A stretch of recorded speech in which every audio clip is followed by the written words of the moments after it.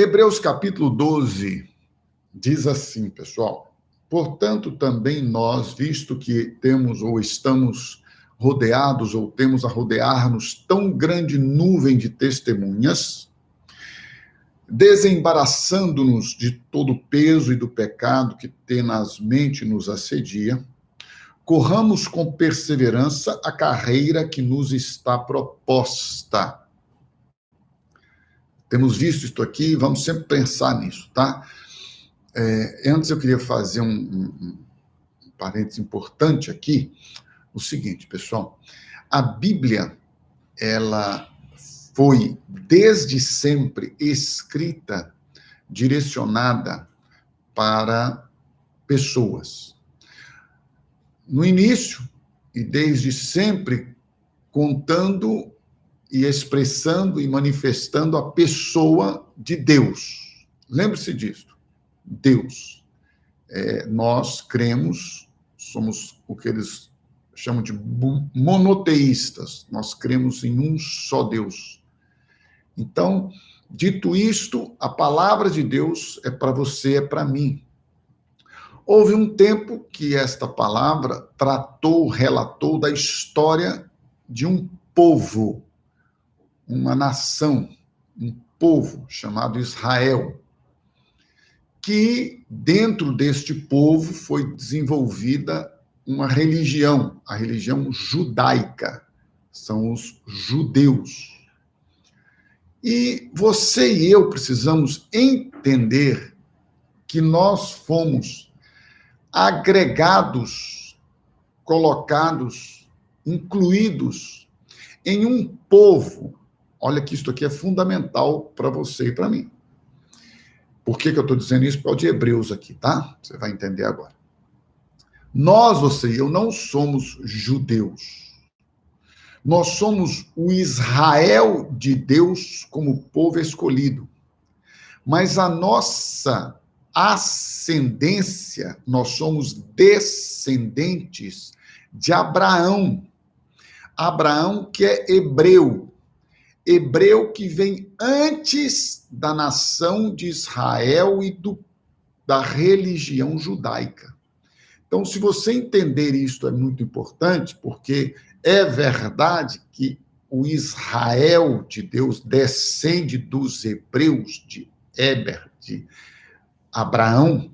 Então, isso é importante porque, para você e eu não sermos induzidos, é isso que Paulo tenta desesperadamente falar aos irmãos da Galácia, e é isto que a carta aos hebreus, ligados a Abraão, retrata de forma muito clara, mostrando que não tem relação entre o velho da lei, preste atenção, entre o velho da lei e o novo de Cristo ligado ao que antecede a lei, que é Abraão. Irmãos e irmãs, nós estamos ligados ao Pai da fé, aquele que foi justificado por Deus pela fé. Nós somos filhos da fé, nós não estamos ligados a Moisés, nós estamos ligados a Abraão. Abraão vem antes de Moisés, que trouxe a lei. A lei foi dada por Moisés, a graça e a verdade vieram por meio de Jesus. Jesus está ligado a Abraão, não está ligado, preste atenção, ao legalismo, à lei de Moisés. Eu sei que isso é talvez uma coisa meio confrontante para a nossa religiosidade. Não estou aqui em momento, em hipótese alguma, trazendo demérito para quem quer que seja. Só estou esclarecendo-lhes que nós, os cristãos, estamos ligados a Abraão, o pai de todas as nações. Em ti serão benditas todas as nações, todos os povos da terra.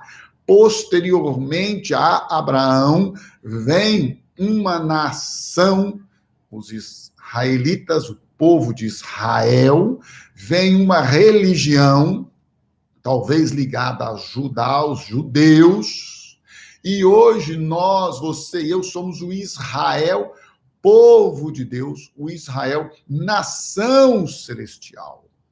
Dito isto, nós, o povo de Deus, os filhos de Deus, ligados pela fé, os que estão debaixo da promessa de Deus que foi dada a Abraão, nós agora estamos rodeados de uma tão grande nuvem de testemunhas.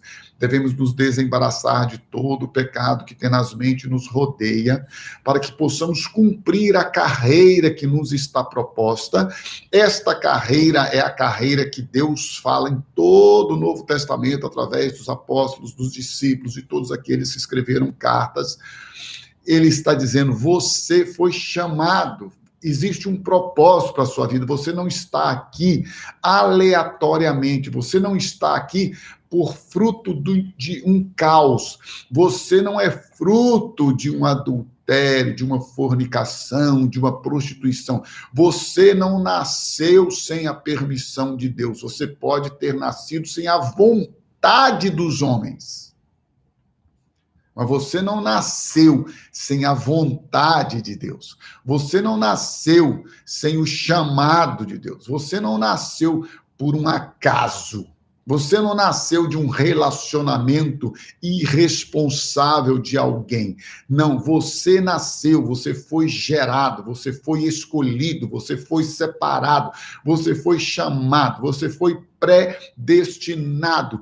Antes que você fosse concebido, para que você experimente um caminho, para que você experimente uma carreira, para que você experimente o propósito de Deus, para que você experimente a vontade de Deus, que é boa, agradável e perfeita. Por isso, nós não podemos permitir na nossa vida a interferência de nós mesmos e nem de Satanás e nem do mundo. Por quê? Para o mundo eu estou crucificado e o mundo está crucificado para mim. Para Satanás eu fui livre, liberto dele, das garras dele, do império das trevas, transportado para um reino de luz, o reino do Filho do seu amor, um reino de justiça, de paz, de alegria no Espírito Santo. Deus fez isto porque ele, na sua soberania, na sua onisciência, onipresença, na sua onipotência, ele determinou, ele predeterminou, ele fez isto. E agora você e eu somos os responsáveis por experimentar toda a glória, toda a graça, toda a bondade, todo o amor, todo o poder de Deus que vem dele, que vem do alto. Por isso a sua, a minha, a nossa vida não pode ser uma vida contrária às Escrituras Sagradas. Eu já tenho falado aqui, vou continuar repetindo para você. Assuma a sua identidade em Cristo. Assuma a sua posição em Cristo. Veja quem você é. Nós não podemos, irmãos, nós somos cristãos, desembarace-se, livre do peso, ame-se. Um dos terríveis males que afetam, ou que afeta a nossa vida de forma poderosa, é nós não amarmos a nós mesmos, entendendo que Deus já nos amou, que Deus já nos escolheu. Por isso que ele fala, endireita essas mãos, endireita esses joelhos trôpegos, faça caminhos retos. Viva uma vida segundo a vontade do Pai. Ela é boa, agradável e perfeita. A vontade dele é que você se ofereça a ele como um sacrifício vivo, santo, agradável a Deus. É você quem tem que se posicionar. É você quem tem que se desembaraçar. É você quem lança para trás as coisas velhas, os maus hábitos. Eu já falei com você aqui essa semana, e a gente eu faço sempre, de tempos em tempos, aqueles testes vocacionais, testes de perfil e de personalidade. Eu gosto de fazer, até porque eu vejo que ao longo dos anos, Deus vai moldando, vai mudando a gente. Eu acho isso maravilhoso. Porque tem gente que se gloria, acha mó barato ele começar de um jeito e terminar do mesmo jeito. Eu acho essa coisa mais absurda, eu tenho vergonha. Deixa eu dar uma notícia para você. Eu tenho vergonha quando eu percebo na minha vida que eu não cresci, que eu não evoluí, que eu não melhorei. Eu sinto vergonha. Eu falo, Senhor. A Bíblia diz, crescei na graça e no conhecimento do Senhor Jesus. Crescei sempre. Tem gente que acha bonito. Eu nasci assim, eu sou assim, eu vou morrer assim. Deus me livre de conviver com você. Tá louco, senhor. Não, eu não tenho vergonha dos meus defeitos, eu não tenho vergonha dos meus fracassos, eu não tenho vergonha das minhas falhas, eu não tenho vergonha daquilo que eu tenho de fragilidade. Eu tenho vergonha de ter e não mudar, e não ser mudado, e não melhorar.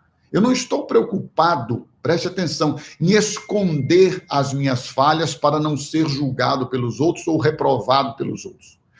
Não, a minha preocupação, eu me ocupo com antecedência na intimidade com o Pai, no conhecimento das Escrituras, para que Ele me transforme, para que Ele me molde, para que Ele me faça uma pessoa cada dia mais parecida com Jesus. Este é o propósito, olhando firmemente para o autor e consumador da minha fé. Jesus é aquele que cria, Jesus é aquele que consuma. Jesus é aquele que estabelece, Jesus é aquele que transforma. Então não tem esse negócio que, porque eu fico ouvindo as pessoas às vezes, aí elas fazem aquilo todo e falam, não, mas assim tá, eu não sei se tá bom. Eu vou ser sincero, o bom, o mediano, chamado de medíocre, ele sempre nos impede de experimentarmos a excelência. A excelência, ela vem com uma mudança de mentalidade. O que eles chamam de mindset de crescimento e não fixo. Aí você vai ter que estudar um pouco mais sobre essa questão da mente. Mas nós temos a capacidade de estabelecer na nossa mente mudanças para melhor a cada dia. Por quê? Porque nós temos a mente de Cristo, meu irmão. Nós temos a palavra de Deus habitando ricamente dentro de nós. Nós podemos dizer para os nossos sentimentos, emoções, para as nossas características, nós podemos dizer para elas, opa, até aqui você vai, daqui para lá esta característica não é boa. Esse tipo de personalidade, de perfil, não glorifica a Deus. Então tem que ser mudado. Esse tipo de conduta, esse tipo de prática, esse tipo de relacionamento não glorifica a Deus, tem que ser mudado. Desembaraçando-nos de todo peso. Tudo aquilo que nós trouxemos da tradição dos nossos pais ou de qualquer coisa que nós vivenciamos na nossa vida que nos formou, nós precisamos nos desembaraçar, lançar para trás, tirar de nós tudo aquilo que impede o poder de Deus de agir em nós de forma soberana. Olhando para Jesus, autor e consumador da nossa fé. Considerai, diz o versículo 3, aquele que suportou tal oposição, tamanha oposição dos pecadores contra si mesmo. E você não fique fatigado e nem fique desmaiando nas suas emoções, na sua alma, esmurecendo, murmurando e reclamando, essa vida eu já falei ontem, você para de ser vítima. Larga de ser coitado. Larga de ser coitadinha. Eu sou infeliz porque eu casei com um homem e ele não é convertido. Quem mandou você casar? Eu sou infeliz porque casei com um homem e ele se mostrou um satanás depois que eu casei. Paciência, minha filha. Primeiro ame-se. Primeiro tenha dignidade para com você mesmo. Não estou mandando ninguém se separar. Longe, longe, longe. Não estou dizendo isso em hipótese alguma. Mas estou dizendo, ame-se, valorize-se. Se eu não me valorizo, desculpa, mas dificilmente as pessoas vão me valorizar. E também vou falar algo que é ruim, mas eu escrevo sempre para mim mesmo. Sempre cito para mim mesmo. E sempre trabalho isso comigo mesmo. Nunca reclame daquilo que você mesmo permite. Menina, seu marido levantou a mão para você, 190 nele. Não é 190 socos, nem tapa não, gente. 190 não da polícia. Liga para ele. Liga para a polícia, denuncie. Agrediu, denuncie. Agora, se você permite, depois vai reclamar, relacionamento abusivo, encerre-o. Você foi chamado, chamada. Isso eu estou dizendo dos dois lados, viu, gente? Porque tem mulher também que perde o senso e vira um cão. Então, é dos dois lados. Ninguém tem que oprimir ninguém. É como essa ideia de ciúmes e cuidado. Para cima de mim. Não, eu tenho cuidado. Você tem ciúmes doentio, possessivo e abusivo. Quem ama, cuida. Quem ama, não fica limitando, vigiando. Não. A pessoa está desconfiada de você, ela devia desconfiar de si mesma. Na luta contra o pecado, ainda não resististes, ou ainda não tendes resistido, como diz essa tradução, até o sangue. E como filhos, Deus está dizendo, não fica chateado com a disciplina, não. Porque Deus nos disciplina, nós vimos isto ontem, você pode assistir a live de ontem, com um propósito maior, de sermos participantes da sua santidade. Então, quando você entende isto, você passa a viver uma vida diferente. Você cuida das suas emoções, você cuida da sua vida a partir do princípio do amor de Deus. Por que eu estou batendo nessa tecla? Porque isso é algo que carrega muitas vezes a nossa vida e nos oprime. O que nos oprime? Não amar a nós mesmos como Deus nos amou. Não se valorizar como Deus te valorizou. Ora, a gente fica aqui pregando, falando, anunciando, levantando as mãozinhas e batendo palma, isso e aquilo. Porque Deus prova o seu amor para conosco em que Cristo morreu por nós, sendo nós ainda pecadores. Isto é maravilhoso, que amor tremendo. Ok, e o que você está fazendo com esse amor? Porque Deus aprovou o amor que ele tem por você. Você pode provar para si mesmo o amor que ele demonstrou por você? Olha, queridos, sem querer ser rude, grosseiro, jamais. Abra comigo, se você puder aí, sua Bíblia em Hebreus capítulo 9. Eu espero que isso traga alívio, conforto e desafio para o seu coração. Para que você possa viver uma vida nova. Para que você possa desfrutar de algo novo na sua vida. De algo que faça diferença. Hebreus 9, 11 e 12 diz assim: quando Cristo veio como sumo sacerdote dos bens já realizados, mediante o maior e mais perfeito tabernáculo, não feito por mãos, quer dizer, não desta criação, já falei sobre isso aqui também.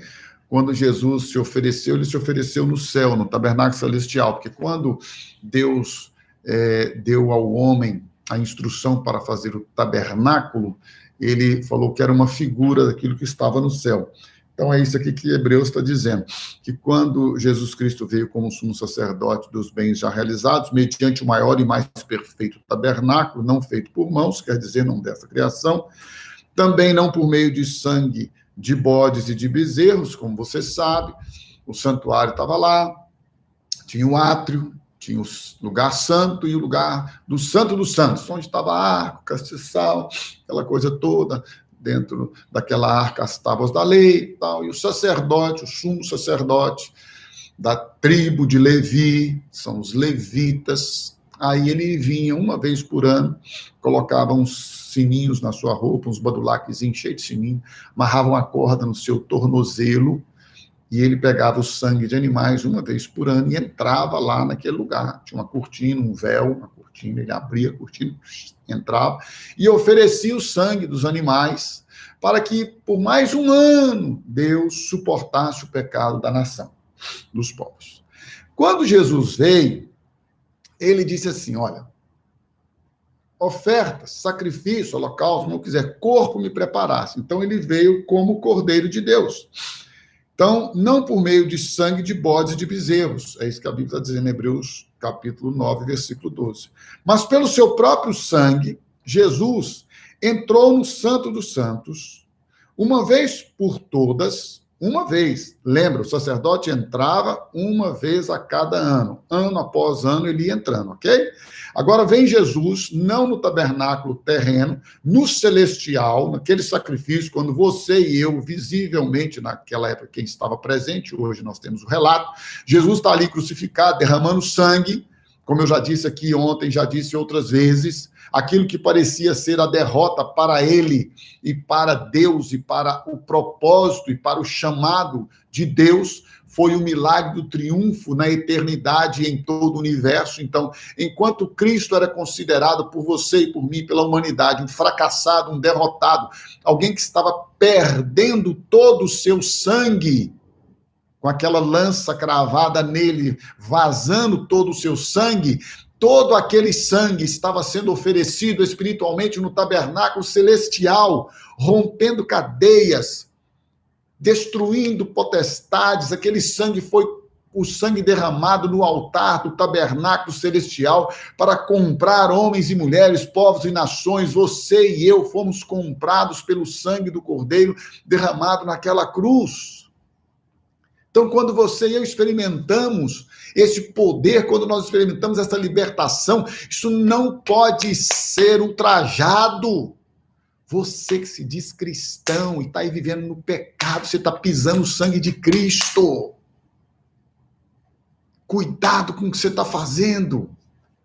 Você está trazendo juízo e condenação para a sua vida. Vou repetir-lhe claramente o que Jesus disse. Eu não vim para condenar o mundo, eu vim para salvar o mundo. Deus não condena os homens se condenam.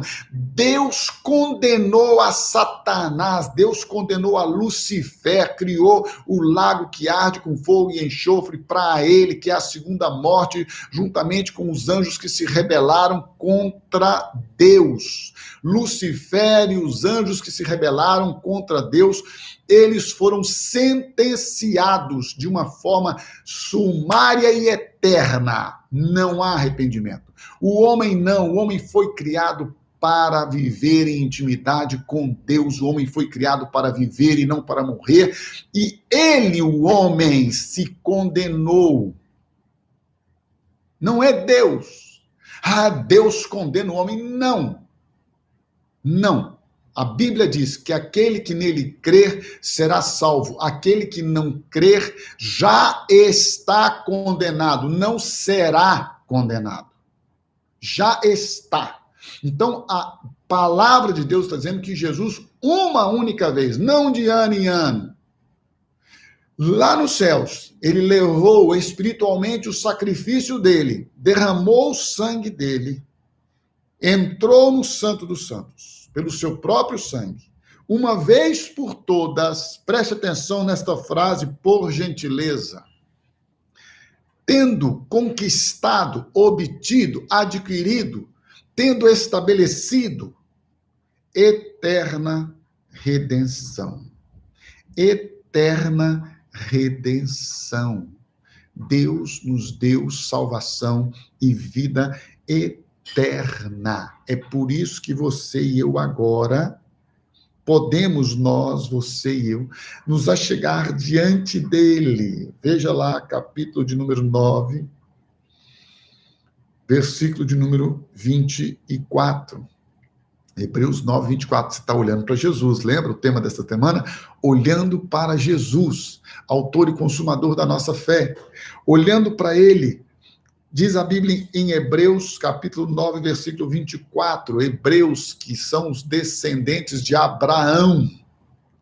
Porque Cristo não entrou em santuário feito por mãos, figura do verdadeiro, porém no mesmo céu, para comparecer agora por nós diante de Deus, nem ainda para oferecer a si mesmo, muitas vezes, como sumo sacerdote, cada ano entra no Santo dos Santos com sangue alheio.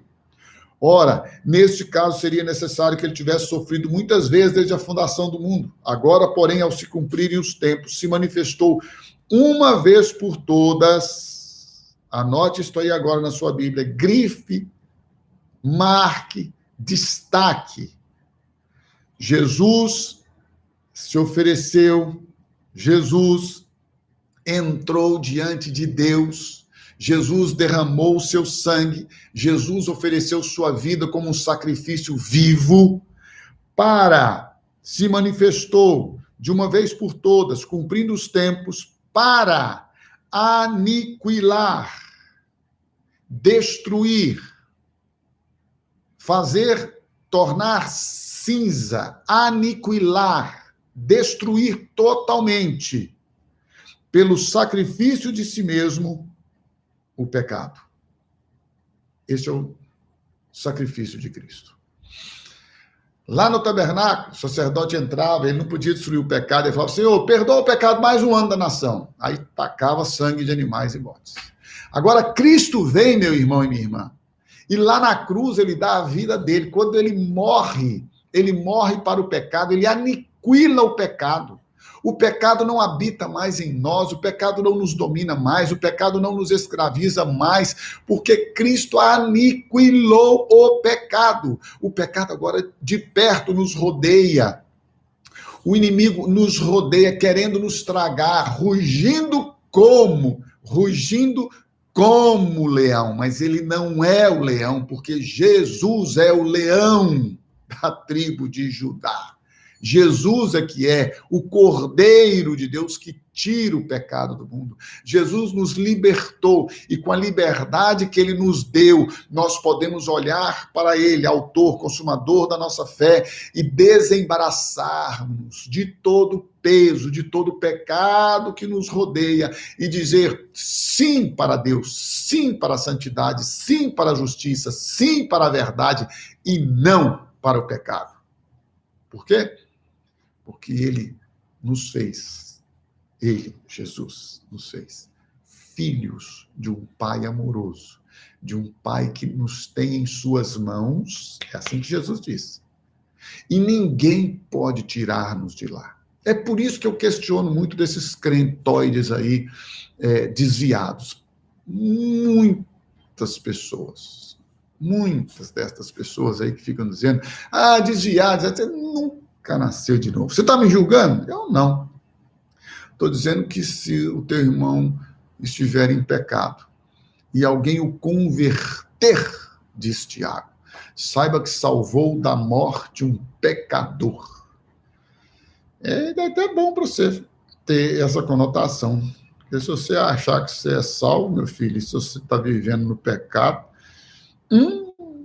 as notícias não são boas para você. Meu irmão e minha irmã, se você e eu podemos desfrutar de algo maravilhoso, abra comigo em Hebreus capítulo 7. Acho que eu vou acabar já, né? 8h45. Vamos mais um pouquinho aqui só. Porque eu vou te contar uma coisa, hein? Nós estamos precisando de um povo regenerado e menos religioso, né? Então, um negócio horroroso hoje em dia. Eu ouvi uma pessoa falar outro dia que nosso país é uma nação cheia de cristãos.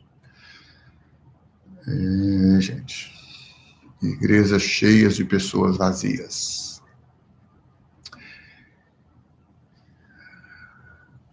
Se houvesse realmente avivamento, se tivesse avivamento, teria santidade, teria liberdade.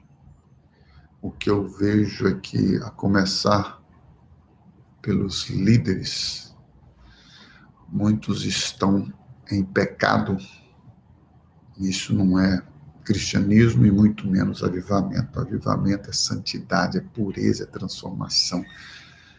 Na história da humanidade, se você ler os registros sobre avivamento, você vai ver que onde aconteceu o avivamento, houve transformação, libertação.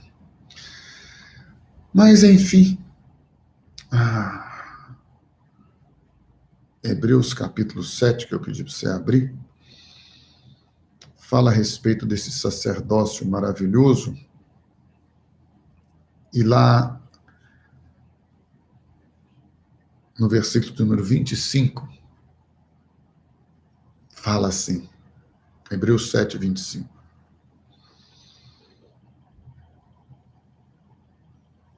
Por isso também, falando de Jesus, tá?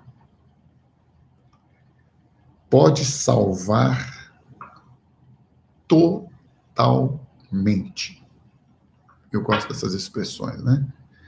Pode salvar plenamente, pode salvar completamente, pode salvar perfeitamente os que por ele se chegam a Deus, vivendo sempre para interceder por eles. E depois, ainda no capítulo de número 8, abra comigo, por gentileza. Se você quer olhar para Jesus, quer viver uma vida maravilhosa, experimente esta salvação, uma salvação de forma perfeita, plena, poderosa, completa, definitiva. Hebreus 8:10. Olha que expressão maravilhosa, meu irmão. Estou falando isso aqui para você tirar o peso, tá? Livre-se, porque esta é a aliança que firmarei com a casa de Israel depois daqueles dias, diz o Senhor. Na mente deles imprimirei as minhas leis. Também sobre o seu coração as inscreverei. Mente, conhecimento, intelecto, coração, sentimentos, emoções. Eu falei introdutoriamente aqui, cuide disso, viu? Tem uns crentes tudo desesperado aí, tudo bombardeado, porque acha que é só ser espiritual. Você é espírito, alma e corpo. Cuide dos três. Para ficar bonito, usar uma palavra difícil, você tem que ter um cuidado holístico consigo mesmo, tá? Então, uma visão holística do todo, espírito, alma e corpo. Está tudo na Bíblia, só vão lá. Gente, as pessoas pegam as coisas da Bíblia, essas religiões, filosofias, esse pessoal de autoajuda, tudo isso vai tudo na Bíblia, pega a essência, tudo está lá dos escritos bíblicos, e vão colocando uns nomes bacanas e tal, e a gente vai ficando tudo assim, mas tá tudo na Bíblia, meu irmão. A Bíblia manda você cuidar do espírito, da alma e do corpo. A Bíblia manda você cuidar da mente. Mente sã, corpo são. Aí todo mundo, tá na Bíblia, rapaz. Jesus já falou aqui, Pega a palavra dele, imprime, coloca aqui na mente. Por isso que a palavra tem que habitar dentro de você. Ricamente, abundantemente. Aí tem que descer essa palavra para suas emoções, coração, sentimentos, alma. Cuida da sua alma. Tá aí, tudo. E eu serei o seu Deus e eles serão o meu povo. Você, eu disse e repito, é povo escolhido de Deus. Olhe para Jesus. Ele é o autor, ele é o consumador da sua fé. Que o Senhor te abençoe, que o Senhor te guarde, que o Senhor te dê uma quinta-feira maravilhosa. Aproveita o lockdown para quem estiver em casa, vai estudar a Bíblia, vai ler bons livros, vai orar, vai meditar. Curta a sua família, curta seu esposo, sua esposa, seus filhos, filhas, netas, curte todo mundo. Você tenha um excelente dia.